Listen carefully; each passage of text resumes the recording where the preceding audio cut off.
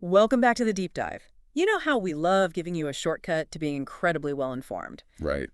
Well, today we're tackling critical thinking.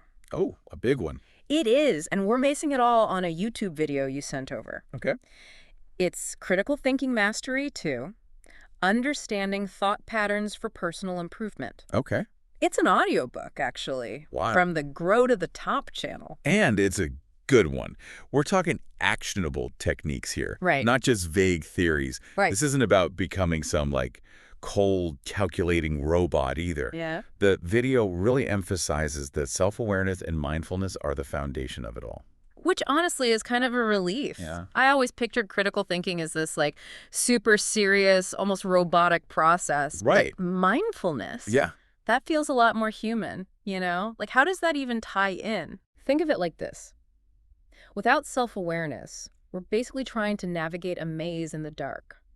Our minds are constantly bombarded with thoughts, feelings, external stimuli. It's easy to get swept away by the current, Tim. Mindfulness gives us a way to step back, observe those thought patterns, and start to see the maze for what it really is. Okay, I'm starting to see the light here, but how do we actually do that? Become more self-aware. Oh yeah, the video actually walks us through some practical techniques. Things like meditation, mindful breathing, even body scans. Okay. And it's not about emptying your mind or achieving some kind of Zen-like state. Right. It's more about simply noticing those thoughts and feelings without judgment. So instead of getting totally hijacked by that, did I leave the oven on, anxiety, you simply acknowledge it Yeah, and let it pass. precisely. And over time, this mindful observation allows you to see patterns in your thinking. Maybe you notice that you tend to get more anxious in the evenings, Oh, interesting. or that certain people or situations trigger specific emotional responses. Mhm. That awareness is where the magic happens. It's like we're becoming researchers of our own minds, right? Absolutely. And the more data we gather, the better we understand how our internal operating system works. Absolutely. And the video gives us even more tools for this inner exploration. Okay. It talks about mindful breathing, taking a few moments throughout your day to simply focus on your breath. Right. This can be incredibly grounding, especially when you're feeling stressed or overwhelmed. It's amazing how something so simple can be so effective. Right? I know when I'm feeling anxious, Mm-hmm. even just a few deep breaths can really shift my energy. It's a powerful tool to have in your back pocket. Another technique the video highlights is the body scan. Okay. Have you ever noticed how often our physical sensations reflect our mental state? Oh, yeah. A tight chest when we're stressed, a knot in our stomach when we're anxious. Right. A body scan helps you tune into those sensations and become more aware of the mind-body connection. Okay, that's one I'm definitely adding to my toolkit. Mm. It's like getting a backstage pass to your own internal world. Right.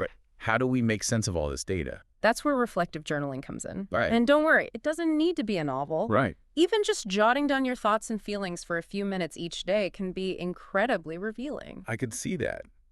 Like having a conversation with yourself on paper, noticing recurring themes, triggers for certain emotions, even how your mood influences your decisions. It's like creating a roadmap of your own mind. And once you have that roadmap, Right. you can start to see where the potential detours and roadblocks are. Which brings us to those sneaky detours, cognitive biases. Oh, yeah. I've always found this concept fascinating. Yeah. The idea that our brains take these mental shortcuts that can lead us astray without us even realizing it. They're incredibly subtle, and we all have them. It's Right. like wearing a pair of glasses that distort our vision without us knowing it. Right. For example, the video dives into confirmation bias, Yes. our tendency to favor information that confirms what we already believe, even if that information isn't totally accurate. Oh, I know people like that. The ones who only watch news channels that reinforce their existing worldview, even if it means ignoring other perspectives entirely. Exactly. And it's not just a political thing. It pops up everywhere. We Yeah. see what we want to see, often to the detriment of the bigger picture. Right. And speaking of skewed perceptions, we can't forget anchoring bias. Anchoring bias. Yes. Tell me more about that one. Imagine you're negotiating a starting salary, Okay. and your potential employer throws out a ridiculously low number. Right. Even if you counteroffer and negotiate a higher wage, you're still likely to end up anchored to that initial figure. That's anchoring bias in action. That first piece of information carries a surprising amount of weight in our minds. It's like that number sets the stage. Yeah. Even if we know logically that it's not necessarily a fair or accurate representation. Yeah. So how do we combat that? I mean, we can't exactly go through life pretending we haven't heard certain information. It's more about being aware of the bias itself. Okay. Recognizing when that first piece of information, whether it's a price, a statistic, or even just someone's opinion, might be skewing our perception. So like doing your research before a salary negotiation. Right. So you have a more realistic idea of what you're worth instead of just latching on to whatever number they throw out first. Exactly. Arm yourself with data. Consider multiple perspectives. Okay. And don't be afraid to challenge those initial anchors. Mm-hmm. Now think about this.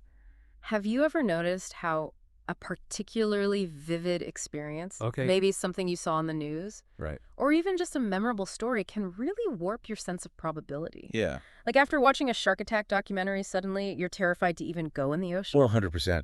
Or after reading a particularly juicy gossip article. Right. We start to think those kinds of scandals happen all the time. That's got to be another one of those biases, right? Exactly. That's the availability bias. Okay.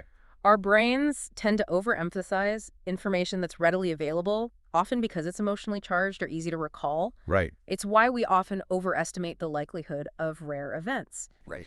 And underestimate the likelihood of more common but less sensationalized events. Which makes sense from an evolutionary standpoint, right? Like our ancestors Yeah. probably weren't too concerned about things like market crashes or identity theft. Right. They were more worried about immediate threats, saber-toothed tigers, rival tribes, that sort of thing. Precisely. Those vivid, emotionally charged memories help them survive. Right.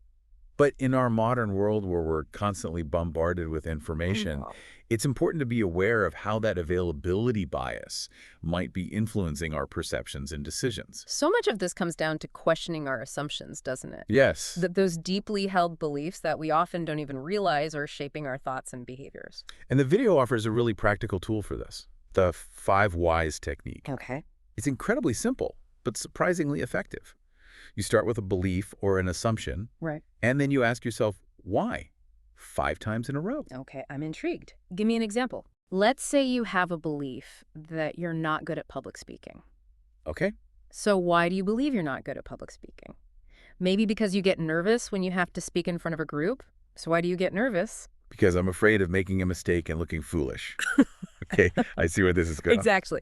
By asking why just a few times, Great. you start to peel back the layers of that belief and uncover the underlying assumptions driving it. Mm. And often those underlying assumptions are far more revealing and often more open to challenge than the initial belief itself. It's like we're digging down to the root of the problem rather than just pruning the leaves. Exactly. And once you've identified those root causes, Right. you can start to examine them critically. Are these assumptions really true? No. What evidence do I have to support them? And most importantly, are they serving me well? It's like holding those assumptions up to the light and seeing if they hold up to scrutiny. And if they don't, well, maybe it's time to reevaluate. Okay, so we've talked about self-awareness, cognitive biases, and challenging assumptions. What else does this video highlight in terms of developing our critical thinking skills? You know, this whole conversation is making me realize that critical thinking isn't just about, like, analyzing information Right. or spotting logical fallacies. Yeah. It's about having the courage to question our own beliefs, even when it feels uncomfortable. Absolutely.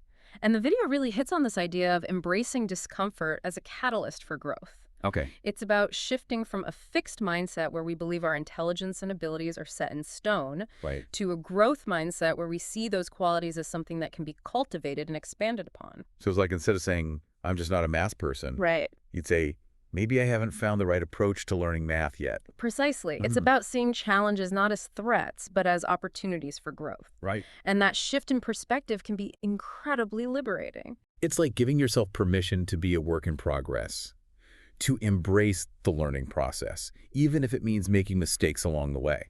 And speaking of the learning process, the video really emphasizes the importance of reflection. Okay. It's not enough to simply absorb information or Mhm. even to challenge our assumptions. Okay. We need to actively integrate those insights into our lives. It's where the rubber meets the road, right? Yeah. How do we take all this amazing self-awareness Right, and actually put it into practice? right. The video talks about developing a consistent, reflective practice. Right.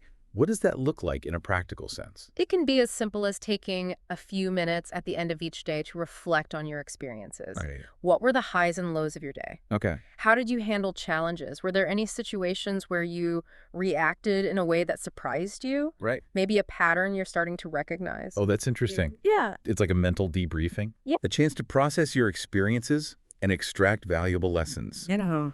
And the video also mentions doing a more in-depth weekly review. Exactly. The weekly review is a chance to zoom out and look for patterns over a longer period of time. Right? Are there any recurring themes or challenges you're noticing? Oh, What successes can you celebrate? And most importantly, what adjustments can you make in the coming week to align your actions with your goals and values? I love that. Right. It's like having that bird's eye view, Yeah. that strategic planning session with yourself. Right. And it doesn't have to be this big, overwhelming thing. Even just jotting down a few notes in a journal can make a huge difference. And don't underestimate the power of reflective conversations with others. Oh, interesting. Talking things through with a trusted friend, mentor, or even a therapist can provide invaluable insights and perspectives that you might not have considered on your own. It's like that saying, iron sharpens iron. When we surround ourselves with people who challenge us to think critically and reflect deeply, we create a powerful ecosystem for growth. And that's ultimately what this journey of critical thinking is all about, Yeah. creating a richer, more meaningful, and more intentional life. This deep dive has been incredible. We've gone from understanding the building blocks of thought to uncovering hidden biases, challenging assumptions, and embracing reflection as a tool for growth. What a journey. It's been a pleasure exploring these concepts with you. Likewise. Remember, this is a lifelong practice, not a destination. Right? The most important step is simply to begin. So true. And on that note, here's something to ponder as you continue on your own critical thinking adventure. Think about a time when you were really proud of your ability to think critically. Maybe you solved a complex problem at work or navigated a challenging personal situation. Right. What skills did you draw on in that moment? Right. And how can you cultivate those skills even further?